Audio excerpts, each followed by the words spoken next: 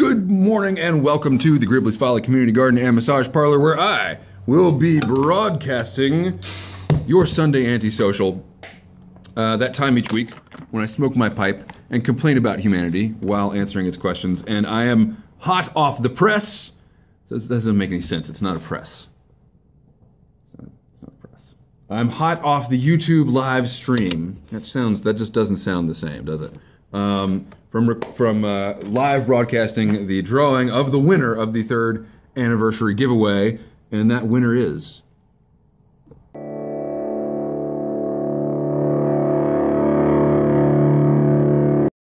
That's called a tease in this business. The winner is Curmudgeon Piper. My wife was saying this morning, because I was like, oh, I'm going to spend the entire morning working on this video. She was like, man, your YouTube thing is like a job. And like, yeah, it kind of is. Like, people that do this for a living, I have a lot of respect for them, because I have 1,200 subs and I'm a nobody, and it's a lot of work sometimes, but it's fun. It's fun work, you know? So, this is the last Sunday antisocial before Christmas. And I feel that Typing Piper and I have, we've kind of really taken Christmas apart a little bit, you know, talking about its varied origins. By the way, against my better judgment and the advice of my doctor, I am smoking my Dagner Cobb with some Old Limey Bastard in it. I'm going to relight here. And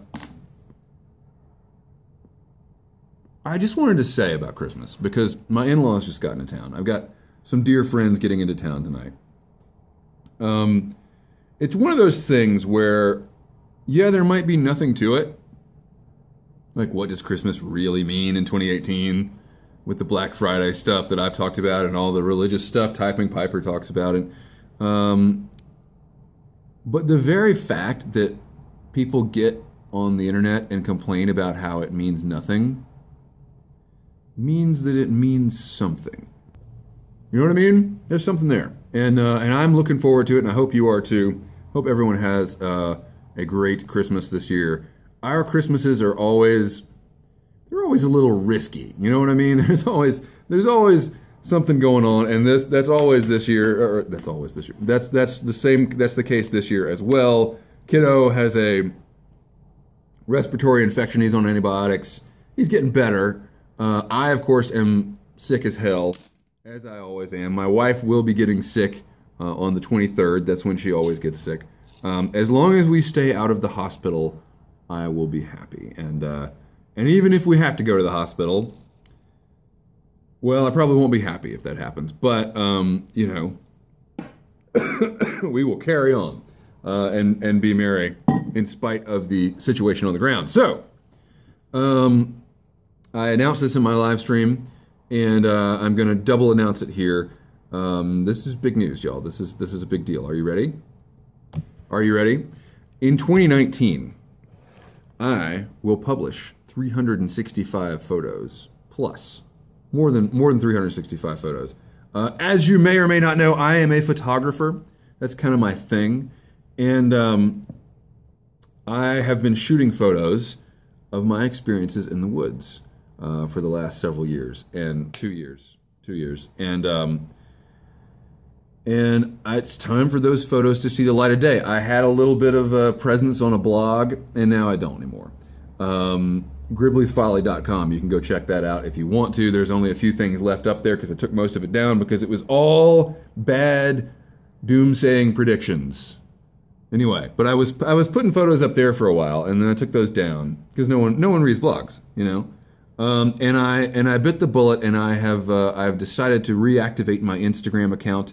And so, Photo 365, hashtag 365 challenge. This is a thing in the photography community that people engage in. We take these challenges to, well, the challenge is usually to shoot a photo every day for a year.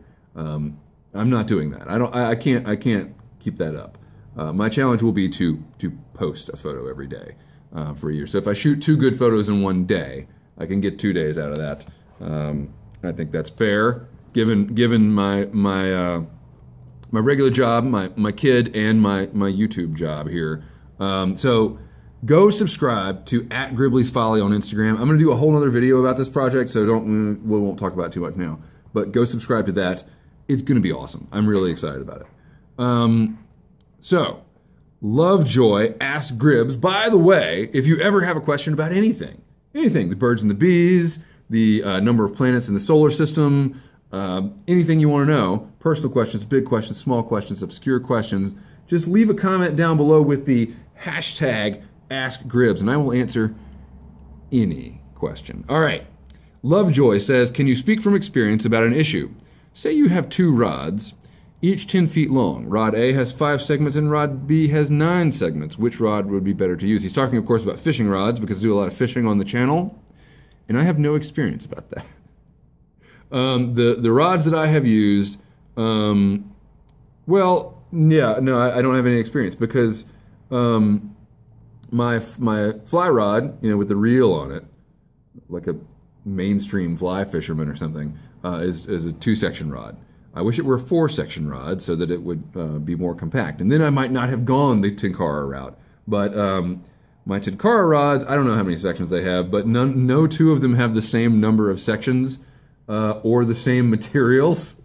So because I buy really, really cheap Tenkara rods on Amazon, like $18 is the most I've ever spent on a Tenkara rod. I was looking into one of the $50 rods, and then I decided I didn't need it. So I don't know. I cannot answer that question from experience. If you're talking about Tenkara rods, man, 9 sections is a lot of sections for a 10-foot rod. I don't know. I'm sure there's conventional wisdom out there, and in this case, it's probably right. Okay, thank you, Lovejoy, for the question. Next question is from Mike H. And it's also about Tenkara. Gribbs, being a disabled veteran, I have a lot of time on my hands. I tie Tenkara flies for panfish and trout. Would you like a small box of flies for your fishing ventures? I put about 25 in each box. Yes, I would love a small box of flies. If you will email me at gribbleysfolly@gmail.com, I will email you an address. And we have to work on this condition because I also tie a lot of flies. I'm going to send you some flies as well. Because I have more flies than I will ever be able to fish at this point. That's not true. I could probably fish through my flies in a season if I stopped tying right now. And I have stopped tying. But I'm going to talk about that in another video. That's another video. Mike H., yes, thank you. I would love some flies. Idaho Rick asked Gribbs, have you ever considered carrying bear spray? Yeah. I'm giving that some thought. The thing about bear spray, though, is it's big. And it's not really non-lethal. Like, I'm not worried about the bear. I'm worried about me. I'm worried about falling onto a rock and the can explodes. And there's cases where, like one guy fell off a horse and the can exploded under him and he lost his leg. And that's a lot of firepower for me just to walk in the woods behind my house. You know what I mean? So I don't know. I have yet to have a bear experience. You guys saw me have the one, where the bear went up the tree, and I was pretty alarmed. But I have yet to have one where I thought the bear really wanted to harm me. Now I'm getting reports of other things from other people, but I have not. I've not had an experience that made me want to carry anything that could hurt me that bad. And occasionally I carry a gun, very occasionally, and I guess that could hurt you worse than just losing a leg. But I also feel like if I were just like, okay, I'm fishing, right, and I'm standing on a slippery rock, and I fall over, I'd much rather fall onto a gun, which I'm almost positive will not discharge, than a pressurized can of horrible, horrible chemicals meant to deface a bear. Yeah, I don't know. It's still kind of an open question. Do I need to carry something for protection out in the woods? And I'm still deciding that no, I do not right now. That's right now my my choice. So, James Dale Copeland left some comments on an old video of mine called 5 Reasons Not to Hoard Tobacco. This is how Derek Tant and I started our frenemy relationship, because he was wrong and I was right. Tobacco hoarding, this is James speaking, says tobacco hoarding seems to be the reason it is hard to get some blends. It's not about the tobacco, it's about the freedom of choice. Telling us they're taking things away from us to make us safe when really it's about steering us into buying stuff that benefits them. Wonder if big tobacco will survive. Wonder if big pharma will profit. I already know the answer. Unfortunately, we are caught up with the vape dicks. Now that is a threat to big tobacco and big pharma's stop smoking products. Yeah. I agree with all of that. Tobacco hoarding does seem to be the reason that some blends are hard to get. Squadron Leader is hard to get. Squadron Leader, it's the quintessential English blend. It should be easy to get, but it's not. I'm going to move this. I'm sorry. This is going to take all my credibility away, but I want to be closer to my audience. There we go. Yeah, when Squadron Leader is hard to get, we got a real problem. And for the record, I was wrong. You should probably be hoarding pipe tobacco. Maybe not to Tant-esque levels, right? I don't need pallets in the front yard full of Squadron Leader, but you know, a backlog is good, I think, at this point. I don't think that pipe tobacco is going to go away, but I think that the selection might start to decrease. I mean, obviously we've seen that with Dunhill and McClellan and whatever else. But the deal is that I think somebody else left this comment that you know, it's such a small hobby. Are we going to lose all of our suppliers? And I think that's a real concern. I also think it's such a small hobby. We're kind of flying under some radars, and so that is good, in that no one's specifically going after Cornell and Diehl, you know, as opposed to Philip Morris or somebody like that. Marlboro. Wait, is that made by Philip Morris? Whatever. The question is, will we be roped in with other tobacco products as these strictures keep stricturing? And I think that we probably will, and I think we're screwed. I'm glad to hear you make fun of people that vape. I think it's a classless way of consuming nicotine. But to each their own, and if people want to vape, then vape away. Let's clarify that. I think it's great if you want to quit smoking cigarettes. Vape all you want. If you never quit vaping, that's fine. I guess what I don't like is the subculture of vaping that's like people that never smoked that are vaping. And it seems to me to be... I'm going to stop judging them. I'm going to stop judging them because people judge us for this, and I don't like it, so we're going to stop. Vape dicks. With Vague Salutations asks, what are your thoughts on Cornell and Diehl's... Excuse me. I'm mostly over the cold, but I have so much, like, crap in my crap pipe that I still get choked up. I get emotional, you know. It's this time of year. All right, with Vague Salutations, ask Gribbs, what are your thoughts on Cornell and Diehl's Star of the East? I like Star of the East. I feel like Star of the East is a great substitute for blends like Nightcap. Not that it doesn't quite, it doesn't substitute for Nightcap, but it substitutes for a blend like Nightcap. Something that has everything in it and is really, really heavy, and you've just had a big steak dinner and some key lime pie and a glass of scotch, and you want a hugely satisfying smoke. I think Star of the East is a good contender for that category of tobacco. I may have a review of it on my channel. I don't have any Star of the East on hand right now, or I would just make a review. But I don't keep it around because there are other tobaccos that fit that niche for me. Pirate Cake being the main one, because I am, again, excuse me, I am much less a Perique fan than I am a Latakia fan.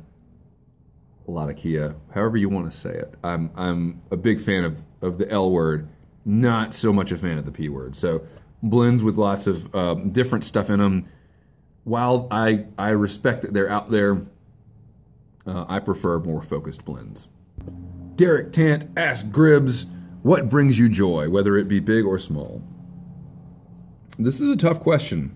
And it's a tough question for people in 2018. It's a tough question for men. It's a tough question for anybody who's a little more or thinks themselves to be a little more savvy to the ways of the world. And it's a good question to ask at this time of year, because this is the time of year when we all try to find joy in buying shit, right? I was reading something the other day that said it's very important to understand the difference between being happy and being entertained. And so much of the Christmas holiday is about entertainment. It's about, what can I get someone that will entertain them? What toys can we buy for ourselves? And being happy is a much different thing, right?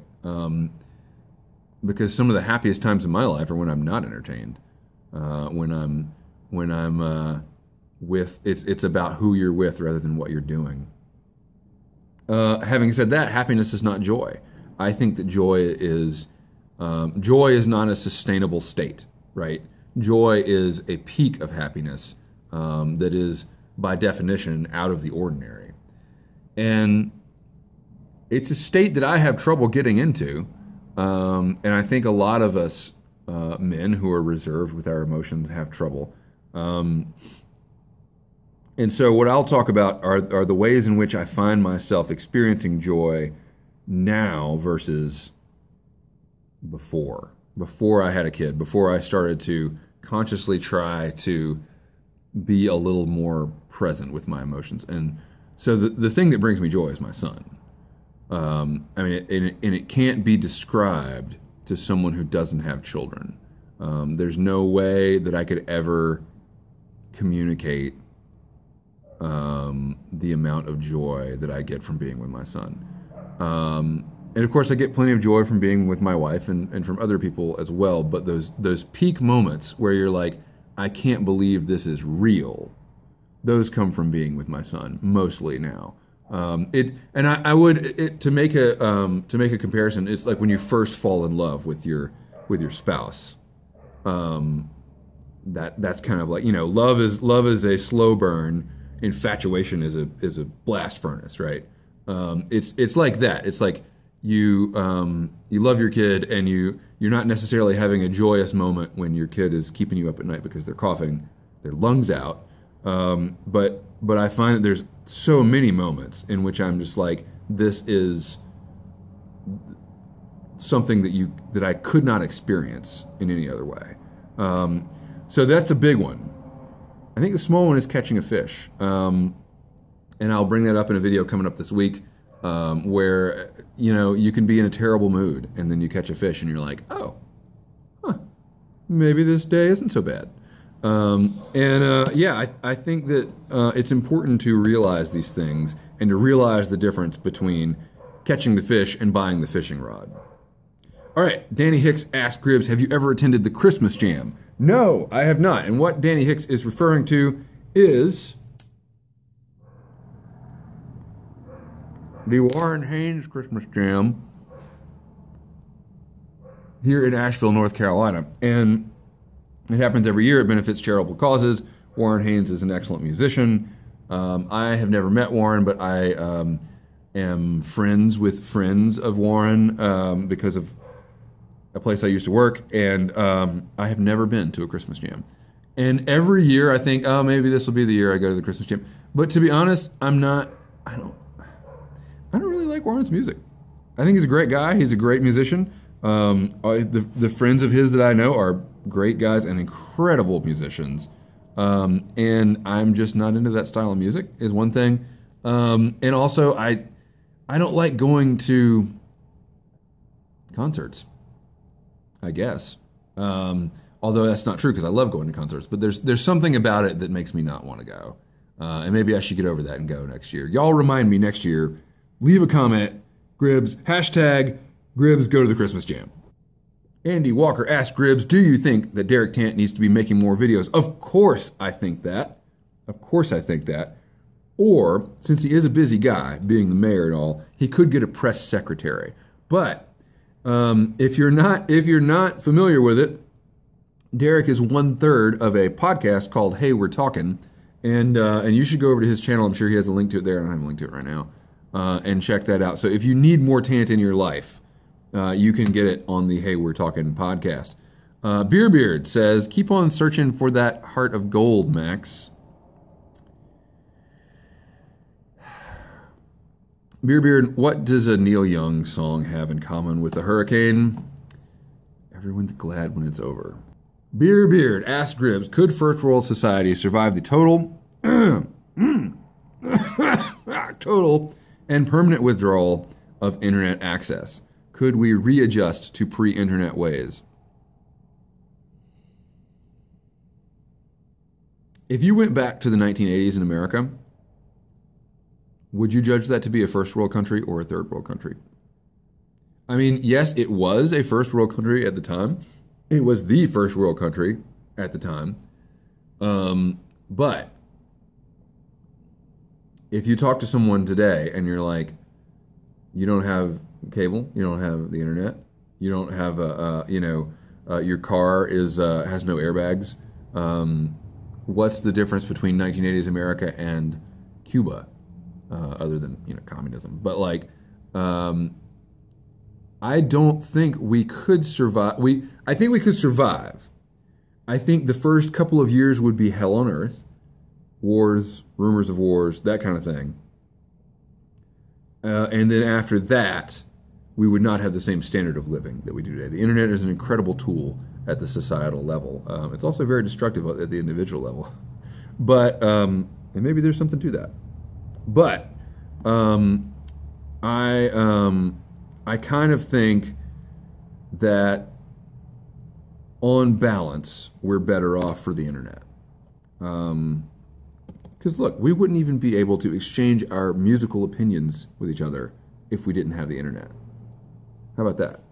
Typing Piper, the rock group CSNY, which version was their best time? CSN, CN, or CSNY? Crosby or Young by themselves don't count. My preference among any of those, CSNY, CSN, my preference would be CSNBC. That's how much I like Crosby, Stills, Nash & Young. Quaker Piper asks Gribbs, would you rather never have to pee again or smoke Elizabethan mixture only for the rest of your life? I think he means, would I accept having to smoke Elizabethan mixture forever if I never had to pee again? And I think that never having to pee again would be a tremendous time boost, especially if I could stay hydrated. But I would rather not smoke a pipe than smoke Elizabethan mixture. So if I must have to pee to smoke a pipe, then I will take that gambit. If I could, there's only it's just not worth it. I'm not getting near that Elizabethan mixture. All right, so he goes on. Ask Gribbs, Lara Croft or Robotnik. Lara Croft was much hotter than Dr. Robotnik. Knuckles or Wario? Damn, Knuckles was annoying, man. But Wario is pretty damn annoying, too. I'm going to have to go with Wario on this one. Mike H. deserves an update on my coffee sojourn. I haven't run out of coffee yet, so I haven't bought any more. And my next plan is to try to find the Medogliadoro decaf and try that out. Am I really out of questions? Okay. Stoic Piper asks, what is your favorite word in the English language? There was a time in my life where I was around a lot of writers. Poets, even. And, excuse me. And those people are always talking about what the best word is. And I believe that the official best word, the most pleasant word in the English language is windowsill. For some reason it has these, windowsill. However, I don't find that word to be particularly compelling. After all, windowsills are pretty commonplace. I have 3 of them here in the community garden and massage parlor. Nothing special about that. So I have thought long and hard about this. Most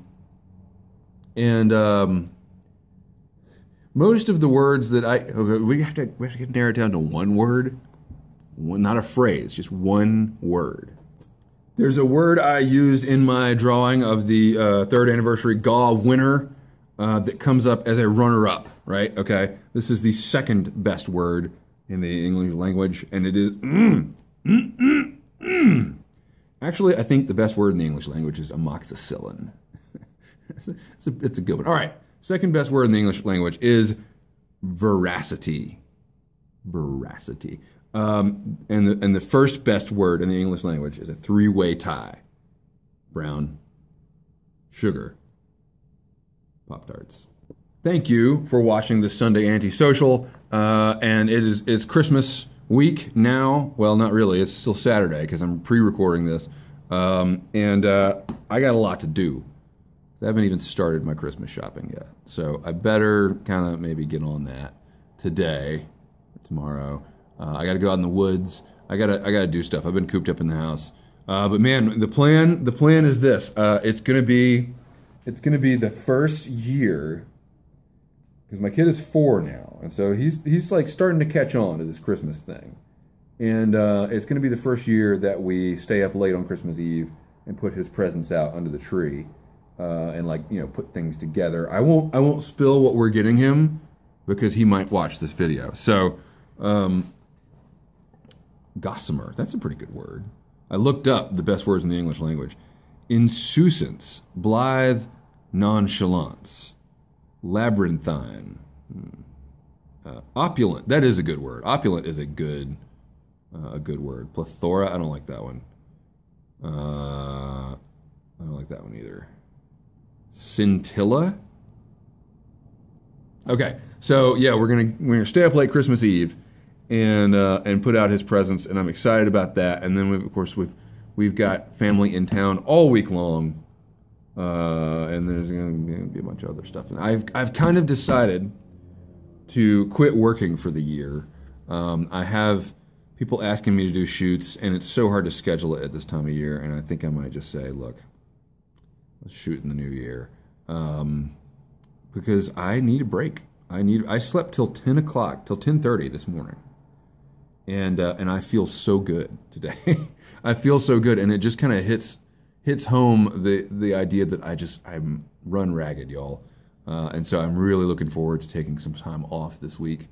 And I'm looking forward to making a lot of videos that I haven't been making. Let's see, I have I've got 7 videos in the hopper that I need to make, plus the ones that I've already made that are in the hopper coming out this week. So I'm going to end it there. Thank you for watching. If I don't see you, Merry Christmas, but I'm going to see you. Keep the ends out for the ties that bind.